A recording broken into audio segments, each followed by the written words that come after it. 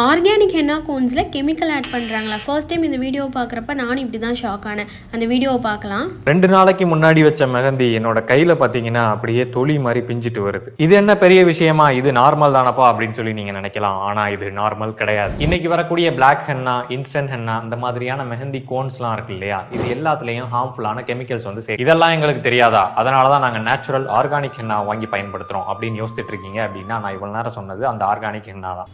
மெஹந்தி கோனில் எதுக்காக chemicals add பண்ணுறாங்க அப்படின்னா, அது வெளியே வச்சோம் அப்படின்னாலும் எக்ஸ்பைரி ஆகக்கூடாது, ஸ்டெயின்ஸ் இன்ஸ்டண்ட்டாக இருக்கணும் அப்படிங்கிறதுக்காக தான். ஆனால் ஆர்கானிக் ஹென்னா கோன்ஸில் நீங்கள் கண்டிப்பாக 6 hours வச்சே ஆகணும். இன்ஸ்டன்ட் ஸ்டெயினுங்கிற பேச்சுக்கே இடம் இல்லை.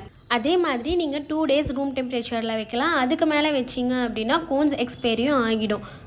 அந்த வீடியோவோட ஃபர்ஸ்ட்டில் ஒரு பீல் ஆகிற மாதிரி பார்த்துருப்பீங்க.